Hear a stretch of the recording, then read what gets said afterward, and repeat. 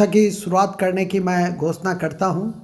हमारी आज की कक्षा 66वीं बीपीएससी की परीक्षा की दृष्टि से मुख्य रूप से महत्वपूर्ण है और लगभग 300 तथ्यों की मैं आपको जानकारी दूंगा और उसमें से मुझे पूरी संभावना है कि आपको बहुत सारे जो तथ्य हैं, अब ये तो कहना बड़ा कठिन है कि उस 300 अति महत्वपूर्ण तथ्यों में से कितने पूछे जाएंगे, लेकिन मुझे उम्मीद है कि आपको लाभ मिलेगा और इसी क्रम में हम इसकी शुरुआत करते हैं।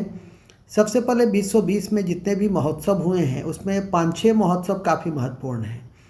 जैसे आदि महोत्सव मध्य प्रदेश में हुआ, हॉर्नबिल महोत्सव नवंबर के महीने में आयोजित किए जाते हैं, नागालैंड में होता है और यदि नागालैंड विकल्प में न हो तो त्रिपुरा पे टिक लगा सकते हैं। अम्बुबाची मेला आसाम में होता है। इसके बाद फागली उत्सव हिमाचल प्रदेश में मार्च के महीने में आयोजित की जाते हैं। चापचारकूट महोत्सव मिजोरम में हैं। कुछ ऐसे भी त्यौहार हैं और कुछ अंतर्राष्ट्रीय जो संदर्भ हैं उसे भी आपको याद करके रखना है। जैसे उसमें वैश्विक आयुर्वेद सम्मेलन है, वो आपकी परीक्षा की दृष्टि से काफ़ी महत्वपूर्ण है, जो कोची में हुए। लोसार त्यौहार है जो हिमाचल प्रदेश में होता है, या हराओबा त्यौहार है जो त्रिपुरा में होता है। तो इन सब संदर्भों को थोड़ा सा ध्यान में करके रखिएगा तो दिक्कत नहीं होगी। जहाँ तक तूफ़ान का बात है, जो 2020 में जितने भी तूफ़ान आए हैं उनमें कुछ तूफ़ान को आप निश्चित रूप से याद रखें। जैसे पश्चिम बंगाल की सीमा पे, पश्चिम बंगाल और उड़ीसा के सीमा पे अम्फान चक्रवात मई 2020 में आए थे, या निसर्ग चक्रवात महाराष्ट्र और गुजरात में जून 2020 में आए। इसके अलावा निवार चक्रवात भी नवंबर के महीने में तमिलनाडु और पांडिचेरी के क्षेत्र में आया। एक बुरेवी चक्रवात भी था जो दिसंबर के महीने में तमिलनाडु में देखा गया। ये तो देश के स्तर पे था, और देश के बाहर के स्तर पे आप देखेंगे कि जैसे वैश्विक संदर्भ में तो कुछ ऐसे महत्वपूर्ण थे, जैसे लारा तूफ़ान था अमेरिका में, तो वो काफ़ी इम्पॉर्टेंट था। इसके अलावा लोटा तूफ़ान निकारागुआ में, गोनी तूफ़ान फिलीपींस में, तो ये सब आपकी परीक्षा की दृष्टि से थोड़ा सा महत्व रखता है। तो इसके अलावा सरकार के कुछ प्रमुख रिपोर्ट्स भी हैं जिस पर आपको नज़र रखनी है। जैसे स्वच्छ सर्वेक्षण रिपोर्ट है जो केंद्रीय आवास और शहरी मंत्रालय के द्वारा जारी की जाते हैं, और 10 लाख से अधिक आबादी वाले शहरों में जो सबसे स्वच्छ हैं वो हैं, प्रथम स्थान पे इंदौर है, दूसरे स्थान पे सूरत है और तीसरे स्थान पे नवी मुंबई है। और याद रखिए कि उस 10 लाख से अधिक आबादी वाले शहर में जो बिहार का पटना शहर है वो सबसे नीचे 47वीं रैंक पर है, तो वो भी आपको ध्यान में करके रखना है।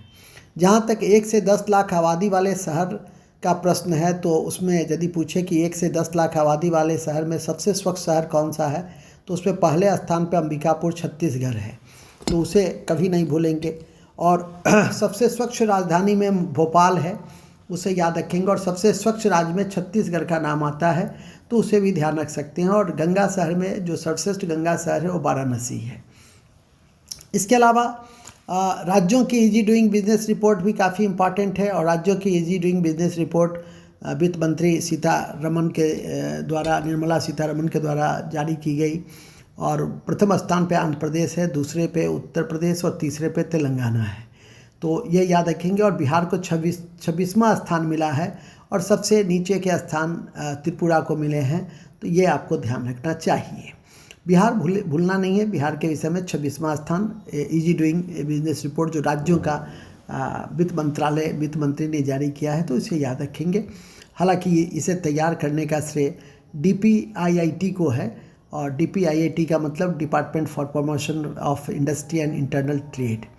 इसके अलावा सुशासन सूचकांक भी है। 2019 का सुशासन सूचकांक कई भागों में बांटा जाता है, जैसे कुछ बड़े राज्यों में, पूर्वोत्तर राज्यों में, केंद्र शासित प्रदेशों में। तो बड़े राज्यों को याद रखिएगा कि गुड गवर्निंग में बड़े राज्यों में पहला स्थान तमिलनाडु, दूसरा महाराष्ट्र और तीसरा कर्नाटक है, तो इसे आप याद रख सकते हैं। और अंतिम स्थान पर बड़े राज्यों में झारखंड है, तो ये आप ध्यान रख सकते हैं। सुशासन दिवस महत्व मनाया जाता है 25 दिसंबर को, अटल बिहारी वाजपेयी के जन्म दिवस के अवसर पे इसे मनाया जाता है, तो इसे भी ध्यान रखेंगे। जहाँ तक कुछ अन्य रिपोर्ट सूचकांक का प्रश्न है, तो सतत विकास लक्ष्य सूचकांक भी काफ़ी महत्वपूर्ण है। जो संयुक्त राष्ट्र के 17 सतत विकास लक्ष्य को प्राप्त करने के लिए नीति आयोग द्वारा जारी किया गया था। और इसमें पहले स्थान पे केरल थे जिसका स्कोर 70 था, और दूसरे स्थान पे हिमाचल, और तीसरे पे आंध्र प्रदेश, तमिलनाडु और तेलंगाना संयुक्त रूप से था। बिहार इस सतत विकास लक्ष्य के सूचकांक में सबसे नीचे था, और याद रखेंगे कि उसका स्कोर 50 था, जो आपके लिए स्मरणीय है, याद रखें। इनोवेशन इंडेक्स का जहाँ तक बात है तो यह भी नीति आयोग ही जारी करता है। बड़े राज्यों की सूची में पहला स्थान कर्नाटक है, दूसरा तमिलनाडु है, और तीसरा और अंतिम स्थान पे झारखंड है, और अंतिम से दूसरे स्थान पे बिहार है जिसका स्कोर 7.99 है। तो ये सब इम्पॉर्टेंट है। जहाँ तक स्कूल एजुकेशन क्वालिटी इंडेक्स का प्रश्न है तो बड़े राज्यों में ओवरऑल जो परफॉर्मेंस है वो केरल पहला, दूसरा राजस्थान, और अंतिम स्थान पर यूपी है। बिहार का स्थान 17 है, और बिहार का स्कोर 42.05 है। और याद रखेंगे कि यह नीति आयोग द्वारा जारी की गई स्कूल एजुकेशन क्वालिटी इंडेक्स भी नीति आयोग द्वारा जारी की जाती है। जहाँ तक निर्यात तत्परता सूचकांक का प्रश्न है तो यह 2020 में जारी नीति आयोग के द्वारा ही किया गया, और पहले स्थान पर गुजरात और दूसरे पे महाराष्ट्र और तीसरे पे तमिलनाडु है। तो इसे भी ध्यान रखेंगे। और मैं आपको बताता भी रहता हूँ कि 70% जो निर्यात है वो भारत के 5 राज्यों में होते हैं, मुख्य रूप से महाराष्ट्र, गुजरात, कर्नाटक, तमिलनाडु और तेलंगाना।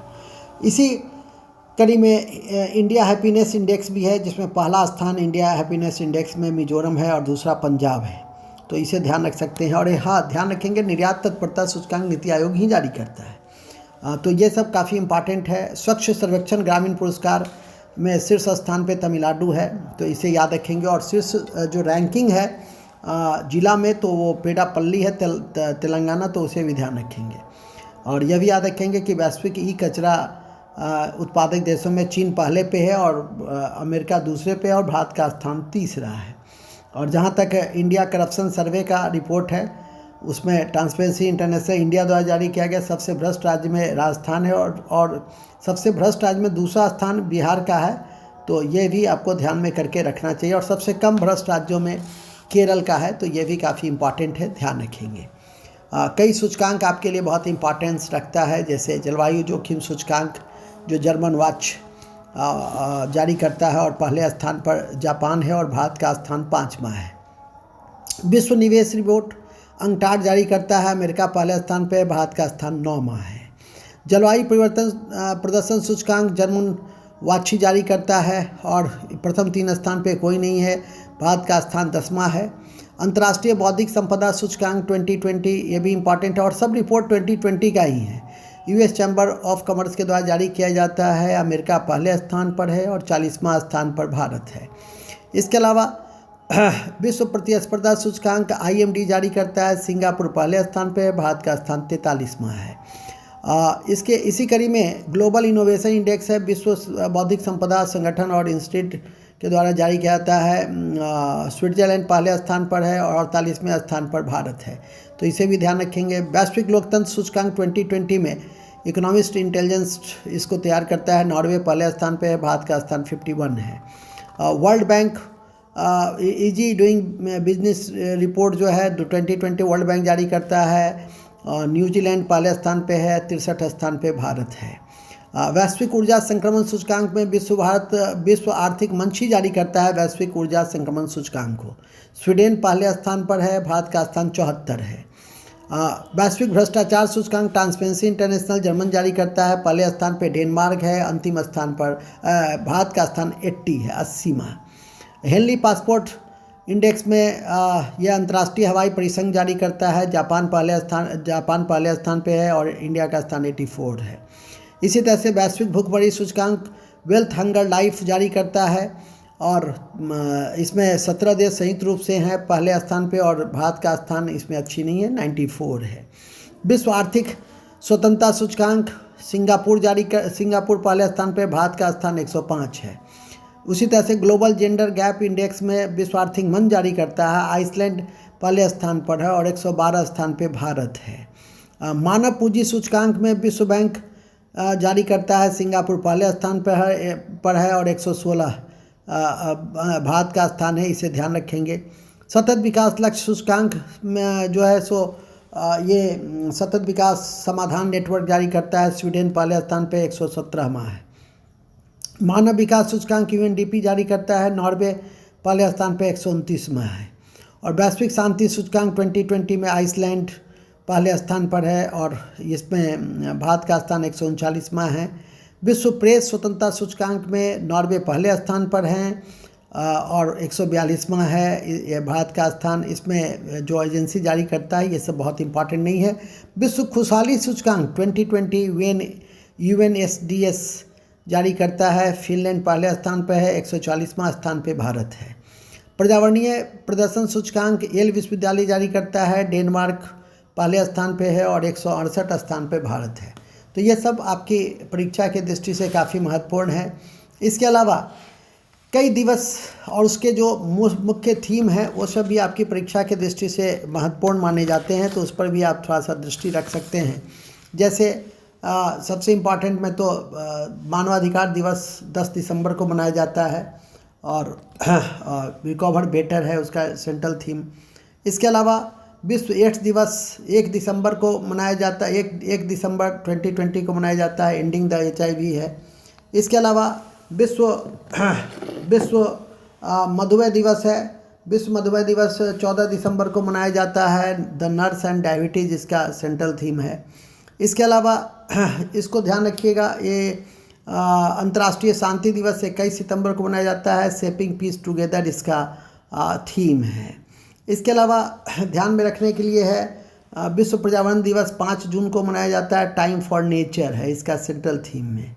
इसके अतिरिक्त अंतर्राष्ट्रीय जैव विविधता दिवस 22 मई को मनाया जाता है, इसका central theme our solutions are in nature है। इसी कड़ी में विश्व पृथ्वी दिवस है, 22 अप्रैल को मनाया जाता है, क्लाइमेट एक्शन इसका सेंट्रल थीम है। इसी कड़ी में फिर अंतर्राष्ट्रीय महिला दिवस है, 8 मार्च को मनाया जाता है और आई एम द जनरेशन इसके सेंट्रल थीम है। विश्व कैंसर दिवस 4 फरवरी को मनाया जाता है और इसका central theme I am and I will है। वर्ल्ड वेटलैंड डे 2 फरवरी को मनाया जाता है, आर्द्रभूमि एवं जैव विविधता है। तो इस तरह से कई जो महत्वपूर्ण है। राष्ट्रीय मतदाता दिवस 25 जनवरी को मनाया जाता है और जो मजबूत लोकतंत्र के लिए चुनावी साक्षरता है, तो ये सभी इम्पॉर्टेंट है। विश्व हिंदी दिवस 10 जनवरी को मनाया जाता है, the world the new India the new Hindi, ये सब इम्पॉर्टेंट है। तो इस तरह के कई फैक्ट आप एक बार ज़रूर सुने, अच्छे से याद कर लें, 2 बार सुन लें कैसेट को, तो जिससे कि और आपके लिए बेहतर होगा। अब इसके अलावा कुछ योजनाएं हैं, जैसे मिशन पूर्वोदय, ये इस्पात मंत्रालय चलाता है मिशन पूर्वोदय, तो इसको ध्यान रखिए।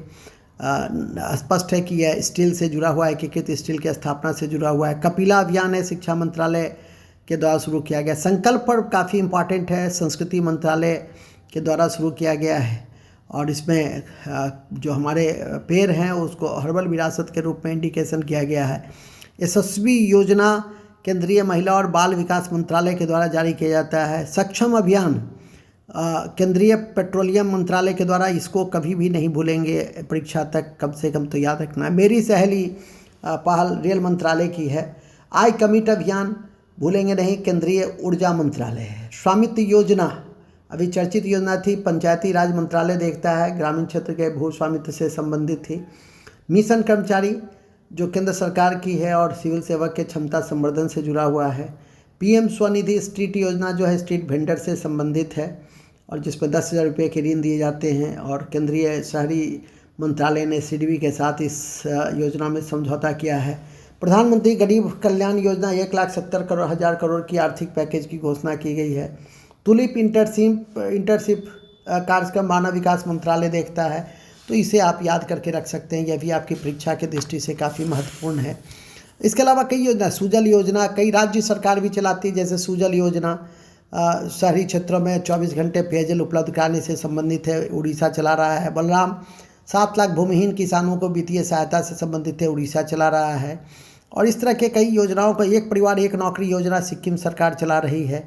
चैंपियंस अभियान डेंगू से लड़ने के लिए चैंपियंस अभियान, ऑपरेशन चैंपियन अभियान दिल्ली चला रही है। ऑपरेशन शील्ड कोविड से संबंधित दिल्ली चला रही है। रोको टोको अभियान पश्चिम बंगाल चला रहा है। मीठी क्रांति योजना झारखंड चला रहा है। तो इस तरह से कई सारी योजनाएं विभिन्न स्तरों पे भिन्न भिन्न राज्य सरकारों के द्वारा चलाए जा रहे हैं। कुलेश्वरम लिफ्ट सिंचाई परियोजना याद रखेंगे, है तेलंगाना चला रहा है। किसान सूर्योदय योजना गुजरात चला रहा है। दस्तक अभियान जो जापानी इंसेफ्लाइटिस से संबंधित है उत्तर प्रदेश चला रहा है। निगाह योजना हिमाचल प्रदेश चला रहा है, जिसके तहत स्वास्थ्य कर्मी जो हैं सो वो लोगों को जागरूक करेंगे जो दूसरे राज्यों से आ रहे कोविड के पृष्ठभूमि में। नीली क्रांति और जल नीति ये आपकी मेघालय की है तो काफ़ी इम्पॉर्टेंट है। प्यार बिहार सरकार भी कई अभियान को जारी किए हुए है, शुरू किया है। प्यार का पौधा अभियान सबसे इम्पॉर्टेंट है। इसका जल जीवन हरियाली है। मुख्यमंत्री वृद्धजन पेंशन योजना है, 60 वर्ष से अधिक उम्र के लोगों को 400 रुपये मासिक पेंशन दिए जाएंगे। मुख्यमंत्री SC ST उद्यमी योजना इम्पॉर्टेंट है, जिसमें जो अति पिछड़ा और अनुसूचित जाति जनजाति के लोगों को, युवाओं को नए उद्यम के स्थापना के लिए 10 लाख की संपत्ति दी जाएगी। तो ये सब आपकी परीक्षा के दृष्टि से काफ़ी महत्वपूर्ण है। इसके अलावा मैं समझता हूँ कि इतनी बिंदु को याद करके रख लें तो आपके लिए अच्छा रहेगा। और साथ में एक प्रमुख सैन्य अभ्यास भी हैं, इस पर भी नज़र रखेंगे। जैसे पेसेक्स है एक्सरसाइज, ये भारत और रूस के बीच है, नौसेना का एक्सरसाइज है, पूर्वी हिंद महासागर में होता है। मालाबार एक्सरसाइज है, और ये मालाबार एक्सरसाइज जो है ये मालाबार एक्सरसाइज इम्पॉर्टेंट है, उसे आप ध्यान रखेंगे। ये आपकी भी परीक्षा के दृष्टि से बहुत महत्वपूर्ण है, तो इस पर नज़र रखने का प्रयास करेंगे। इसके अलावा मालाबार एक्सरसाइज जो है सो भारत, जापान, अमेरिका और ऑस्ट्रेलिया देखता है, तो उस पर नज़र आपको रखना है। इसके अलावा सिम्बेक्स है, भारत और सिंगापुर देखता है करता है, नौसेना से जुड़ा हुआ है। सिलिनेक्स है, और सिलिनेक्स भी इम्पॉर्टेंट है, भारत और श्रीलंका से जुड़ा हुआ है। तो इंदिरा नेवी है, भारत और रूस से जुड़ा हुआ है। बोंगो सागर है, भारत और बांग्लादेश से जुड़ा हुआ है। इसके बाद इंद्रधनुष 5 है, भारत और ब्रिटेन से जुड़ा हुआ है। अजय वारियर है, अजय वारियर भी इम्पॉर्टेंट है। अजय वारियर भारत और ब्रिटेन से जुड़ा हुआ है, थल सेना का यह अभ्यास है। नसीम अल बहर है, भारत और ओमान के बीच है। सहयोग काजिन है, भारत और जापान के बीच है। तो ये सब इम्पॉर्टेंट है जिस पर आपको नज़र रखनी है। तो आज के लिए मैं समझता हूँ कि अभी पहले कैसेट में पहले भाग में इतना काफ़ी है, फिर धीरे धीरे करके आपको जा रहे हैं, और आप लोग ज़रूर सुनते रहिएगा। एक बार सोने से पहले ज़रूर सुन लेंगे, जो आपके लिए बहुत काम देगा, परीक्षा की दृष्टि से काफ़ी उपयोगी होगा। बहुत बहुत धन्यवाद।